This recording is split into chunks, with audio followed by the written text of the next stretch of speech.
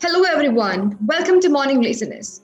This is Nilima KS, and today we'll be bringing to you an interview session with Dr. Liz Jenkins. Morning Listeners is an online magazine dedicated to women.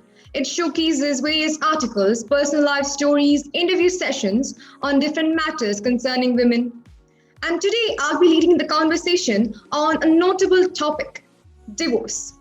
We'll be covering the pros and cons, proven solutions, signs, dealing with and talking to your kids about divorce, how to approach them, and the co-parenting tips after divorce, the process of reconciliation after divorce. Our interviewee is Dr. Liz, who is a divorce expert, relationship coach, and a certified licensed marriage and family therapist. She brings over 35 plus years of expertise in this very field. So let us start with the basics. Why do you think couples divorce? Well, they divorce because in their mind, they've run their mind and their personal experiences with each other. They've run out of options. They think there's no way to go back and repair. They don't feel like they can fall back in love again. There's this distance. There's this either hot fights or the cold, silent walking on eggshells. And things have escalated when we're not feeling loved, when we're feeling ignored. Things like affairs occur, just even emotional affairs. Sometimes folks divorce over very real life-threatening things, physical abuse, there's the verbal, the emotional abuse, or many folks grow up with having seen parents go through repeated relationships, and so they see divorce as the option. When things get tough in a marriage or a long-term relationship, the solution is get out. Sometimes also, folks marry for different reasons. Sometimes they call it a situational need. Maybe there's a surprise pregnancy. Maybe that they're in a really tough family situation. And so getting that boyfriend or that girlfriend when they're 16, 17, 18, is unknowingly a way to find love and affection and attention, but it's also an escape path to get out of a bad home life. I've had couples marry because of medical insurance. They're needing medical treatments, and so while they were dating each other and they were serious, needing the medical insurance escalated them stepping into having a marriage. Financial support or legal status. Folks come in from other countries, they are going to be deported, and so people marry so that they can stay together. I have many couples in the military too that they dated, but as someone's going to get deployed, they realize they need to secure that person at home, so they'll marry. So there's lots of drivers or reasons at the time for people get married, and it sounds good at the time and it's the best of intentions, but when the foundational basis of a marriage or relationship is kind of flawed or jump started, and you kind of miss some of the steps, that's where potential flaws or potential cracks in the relationship can occur, and divorce or separation can happen. That was quite informative, ma'am. So what are the most common signs a partner shows when he or she wants a divorce? Okay. First, easiest thing to see is you listen to their talk. All right. What are they talking about? They're focused on all the things that are wrong in the relationship. There's a laundry list, a checklist. Their partner can do no wrong. There's comparisons. Like, why can't you do it like such and such? Or I bet you they don't do this type of thing. And then you start looking at their behavior. They're spending more time, more money, and more energy outside of the marriage. They're coming home later, or they're getting up and staying away from their partners, or they're suddenly having groups of friends. So they're continuing to reinforce and build a gap. And they're in the Gottman therapy world is called turning away. They may start surfing the net for divorce attorneys, or as they're driving, they're browsing homes and apartments that are actually going in and saying, hey, what is a 1-bedroom apartment cost around here? They're on dating apps. They're spending extra time on Facebook, suddenly reconnecting with old high school or college friends. There is no longer an interest in talking or resolving the problems. And so the gap gets bigger and bigger. All the reasons why things are wrong continues to grow because we're only focused on the problems. We're not focusing on a resolution. Very true. And often, when you realize your partner is finding only mistakes on you, you often doubt your own self. You often doubt your abilities. Like, am I the one who's being wrong, or can I be bitter, or can I be more better? Am I being bitter to him? What is actually the problem? And they often doubt, and they often approach to a therapist and ask for guidance. Like, what can I do to improve my relationship with my husband? He's always doubting me. He's always finding mistakes in me. So am I the one who's wrong here? So I guess those are common signs when a partner shows like he or she is looking for a divorce. Right. And many times when you're getting the right information, if you're with the right therapist, there's many things that you individually can do to change up the system and maybe intervene and not have your marriage go into divorce. Right. So what are the pros and cons of getting divorced? Okay. Pros and cons. There's lots of pros and cons. Let's see. The pros of getting a divorce is that if there are too many differences, if the wrong reasons for marriage happen, the foundational things for marriage, there's unforgettable events, repeated affairs, or violence, physical abuse.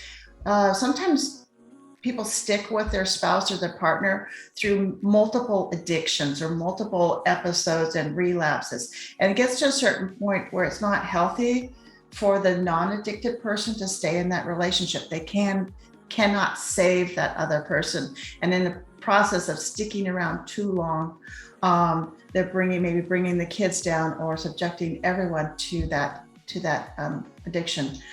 The pro too about getting divorced is that mental freedom to not be on the eggshell kind of moment, not being so hesitant and fearful and losing your sense of yourself. You're not exposing the kids or the critters to the arguments or the silence. The cons, it's expensive to divorce, super expensive. And there's going to be an immediate lifestyle change that's going to occur. It just has to. When you unravel marriage, business of being married, things change. Your finances going to change. For some people, they find that once they get over the hurdle, the finances actually improve because they're in charge of it. But you need to be prepared. If there's kids, we're going to be sharing kids. And if that ex of yours, when you were married to him or her, disagreed with you on how you handled the kids and stuff, you're going to probably have conflicts with the kids coming and going, and we'll talk about that some more. But be prepared that there's going to be issues around how do you handle children. For some places and some couples, there's going to be child support or spousal support, splitting of the assets, their IRAs, their retirements. A not often talked about, but a big loss for folks is that when you divorce, you oftentimes lose the extended family on your spouse's side, or you lose multiple mutual friends because friends do take sides. And so that's a kind of one of those untalked about or unspoken, but real significant losses, because now you have to look at redeveloping new friendships and friend circles. But whenever I'm working with folks, I ask them to please, let's slow the train down and let's really work through this decision before you get divorced. And I have a little activity called the rocking chair activity. And I tell folks, look, before you say I'm done and let's divorce, pretend that you're 162 years old, you're sitting on your front porch in your rocking chair in the sunshine, and you're reflecting back on your life and on your marriage. And if you, in that clarity of moment, in that memory, you feel good about that you've tried as much as you can to make this marriage work, and you chose to divorce, great. If you're 162 and you're looking back and you think, God, I should have tried just, maybe I had done one more thing, then maybe it's not the right time yet for you to divorce, and maybe it's time to still work on things and see if you can get some resolution before you make that final step. I think the cons of getting divorced are mostly concentrated within kids, I guess. Yes, they are mostly affected by a divorce when we talk about kids, you know. So how do we approach or talk to your kids about divorce? Okay. Our kids nowadays are extremely savvy. For the most of them, they've heard that or maybe they have friends or peers that have had divorce. I always recommend, request that folks wait until they have some information. Ideally, both of you have come to the conclusion that this marriage needs to end, and we have some ideas. Maybe we know that mom's going to go get her own apartment, and there's going to be 3 bedrooms so that there's enough for the kids, or there's going to be 2 bedrooms and it's going to be enough for the kids. Ideally, we have some clarity, some details around that. And then I'm talking ideal world, both of you with notes, sit down with the kids and say, hey, you know, mom and dad need to talk to you about something. And we start talking about mom and dad love you. We're always going to be your parents, but mom and dad have decided that they can't be friends like they were, and they can't be husband and wife, and we're going to be having a divorce. Now, here's what we know right now. There's still things up in the air. Daddy's going to stay in the house. Mom's going to move here. You're going to have your own bedroom set here. You're going to have your own bedroom set here. The dog's going to go. The kids want to know, how is it going to impact them? Will they have to move? Will they lose their pets? Will they lose their friends? Are they going to have to move schools? So as much as you can get some of the knowns down, is great. Now, that's in the ideal world. Not everybody has as cooperative with each other in those moments. So it may be one parent sitting down and talking to the kids about, there's some things I know and there's some things I don't know. I will keep you posted. Daddy and I, or mommy and I will keep you posted as much as we can. But the biggest thing is that we're always going to be your parents, and we're going to do everything we can to keep things as smooth for you back and forth. Kids are also going to want to know, what did they do wrong? And it's going to be really, really important to pull the kids out of that factor. Say, no, divorce is an adult thing. This is not a kid thing. You have done nothing wrong.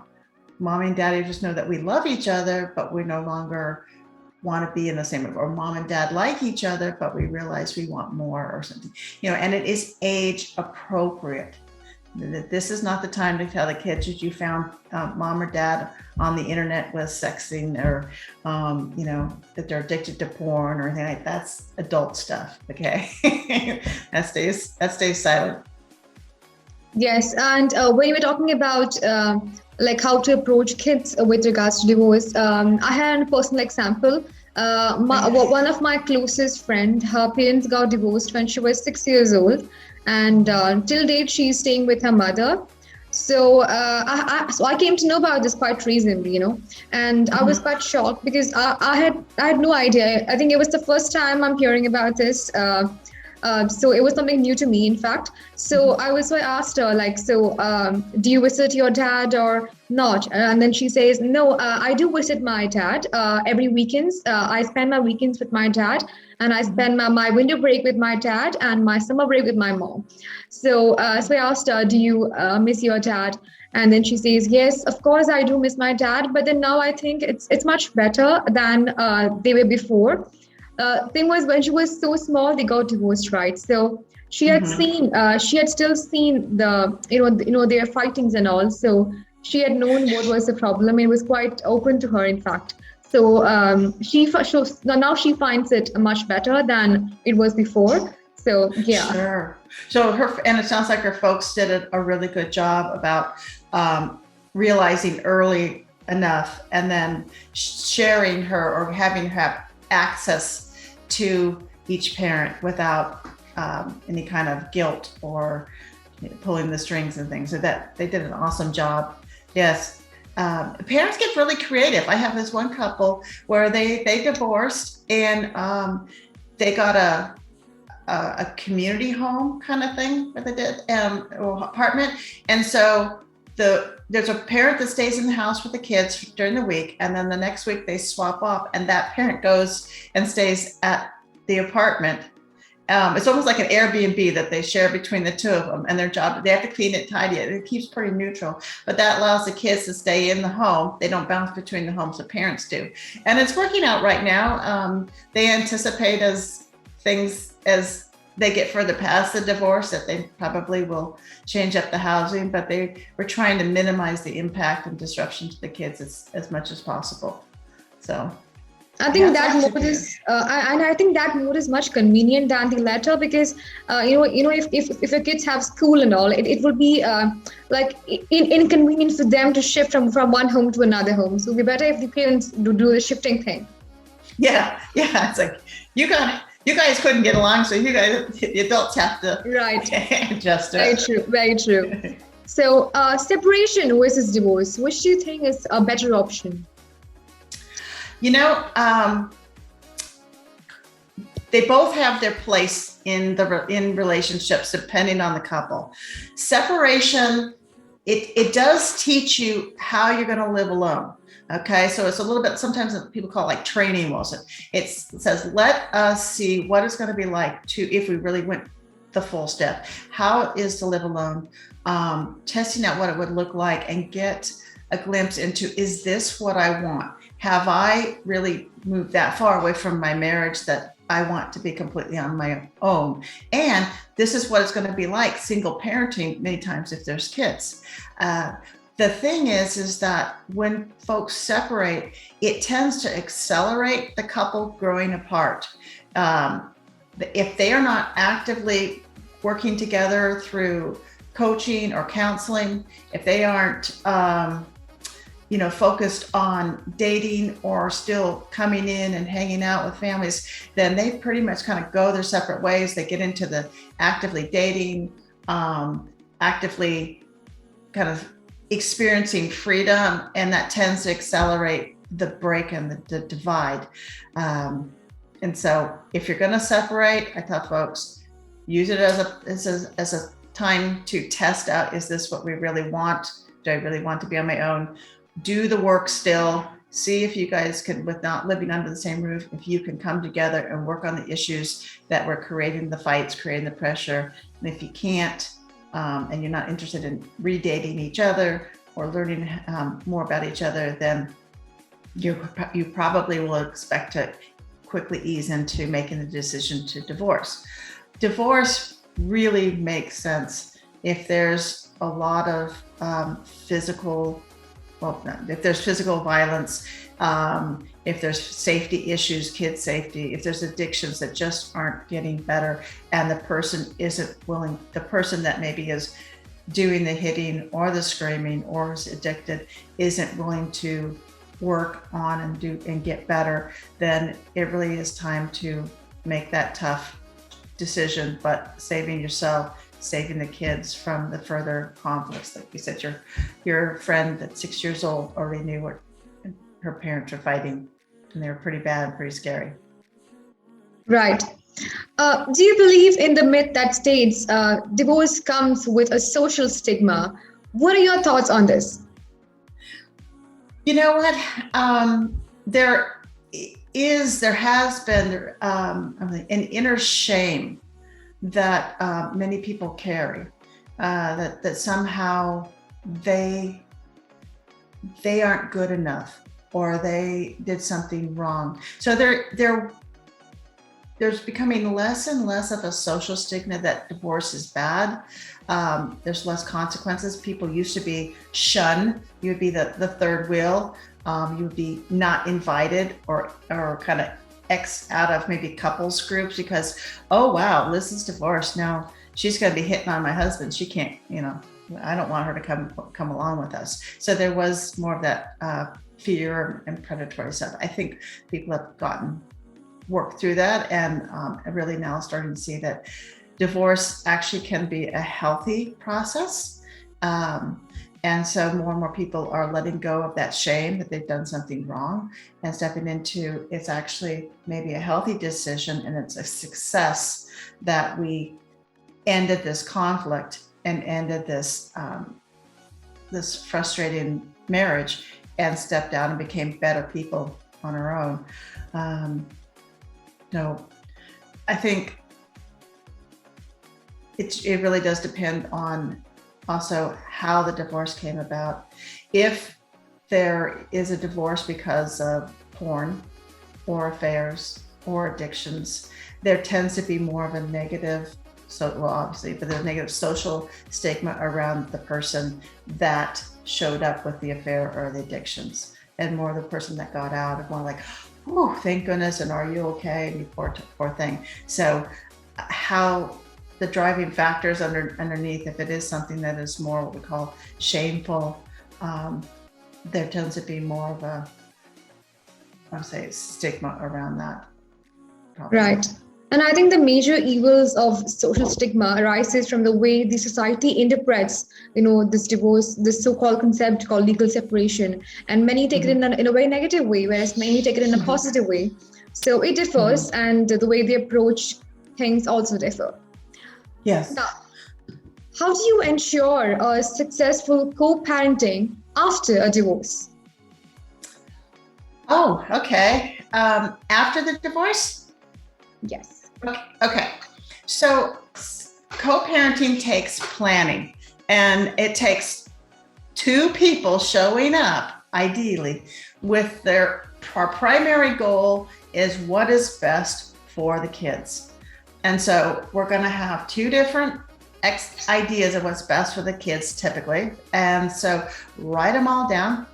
Here's my ideas of what would be good for the kids to, every week or every 3 days they switch, or I'm taking them clear across here. We're moving in with my family because they need to see grandma and grandpa. It's important to get the details down, get some decisions made around it. Try to get some buy-in from each spouse, each ex-spouse. Again, always erring on the side of what is best for the kids. Being generous with their ability to see the other parent, whether it's through FaceTime or Zoom, being on the phone, actual dropping in during the week. So really sharing and being flexible with that time, knowing that there's going to be, maybe they're in sports, so they're all doing soccer, getting clear that even though it's my day with the kids and they're in the soccer game, I want you to know that you're absolutely okay coming and hanging out. The kids need to see their mom on the soccer day on the field type of thing. So talking it through. And then if many people already are dating, and so there's maybe another person in their life, and so letting that person in their life know that, look, my ex is going to be showing up, and that's got to be okay with you. It's just one of those non-negotiables. She's here to see the kids. She's not here to see me. She's not a threat. I don't want you. So there's a lot of preparation work. Oftentimes, getting a mediator, whether it's a co-parenting coach or therapist to help facilitate that. Sometimes in the court, folks have decided to maybe not go through the formal divorce process, but they're working with a mediator, or their attorneys have said, this is such a conflicted relationship, let's get with a mediator. And those details get hammered down ahead of time. But even I always tell folks, you can get the best of plans and then things are going to change. So being willing to flex. If your ex needs to flip visitation day, maybe it makes sense to do that because it's better for the kids. And down the road, you might need one of those visitation flips and that little give. So not being so rigid, being flexible, always bringing it back to, is this best for our kids? Right, right. Now, could you tell us something about your partner's connection checklist that you have recently launched via your official forum? Do you own a personalized version of the same? Yes. I have to practice what I preach, right? Right. Okay.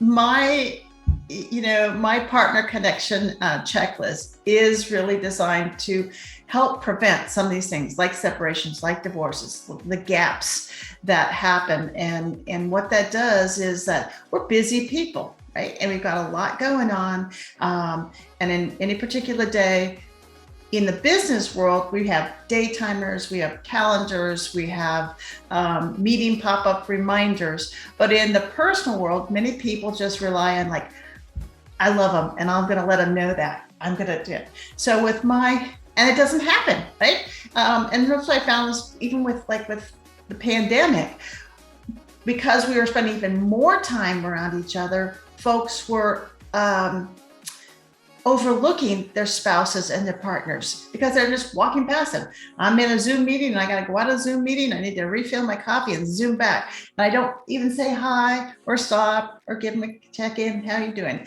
So it's based on 3 things that I want you to do every single day, 3 things I want you to do every week with them, and 3 things I want you guys to do every month.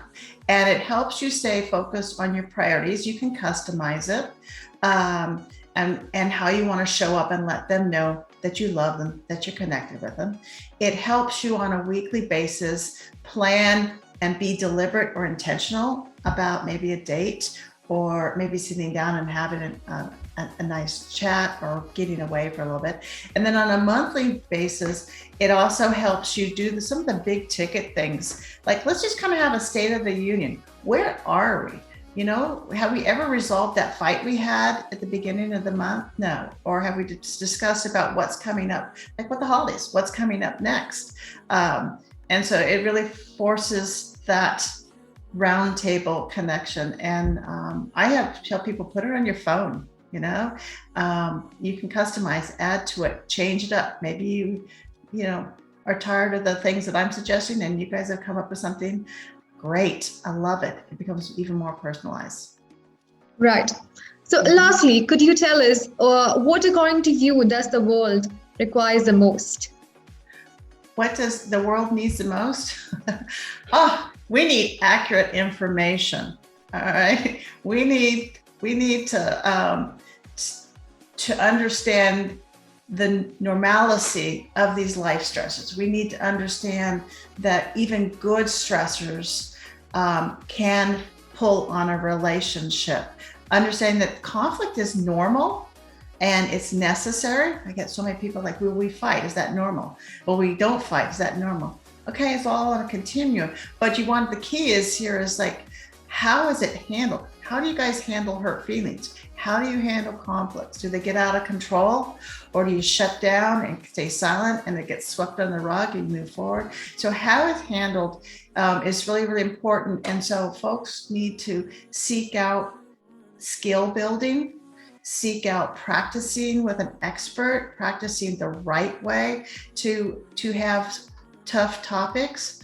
And it's not what you saw at home. Usually, most of us didn't experience effective conflict skills or communication and things because everybody does the best with what they have. It's not probably what we saw growing up with peers or early relationships because we weren't kind of fully developed as people. And social media does not give us a really good perspective on what relationships and what conflicts could look like. We give this little snippet. I mean, if you look at photoshopping and filters and ads and posts, these people look fantastic and they're smiling and they're funny and stuff like that. Well, that's probably not how it is 99% of the time or 90% of the time when they roll out of bed. And so sometimes watching other people through social media creates a sense a false sense of what marriage should look like, or what relations look like. And we compare, we're human, we compare and contrast, and we typically say, wow, this is the ideal, and assume that our marriage is wrong and it's over. And that's when folks start to get discouraged, or they start to consider divorce, or they start window shopping to see what other options might be out there for them. So I think accurate information and great guides, coaches, counselors to work with. Right. And as we had mentioned, social media, yes, it does provide a lot of Photoshop photographs to, influence people to provide them a wrong ideality, whereas they are living the reality. So they often compare the imaginative world with their own reality, and they try to misinterpret things. So that often leads to conflicts, and that often leads to wrong comparisons, which again leads to divorce. Right. Right. I guess we could end the session then. So I would like to thank you, ma'am, for giving your time and patience answering our questions. Thank you so much. Oh, thank you. This is a pleasure. I'm thrilled. And thank you for letting me share my partner connection checklist too. I really appreciate that. Right. This has been fun. Thank you, everybody, for your time for watching this entire session. Thank you and have a great day. Thank you. Bye-bye.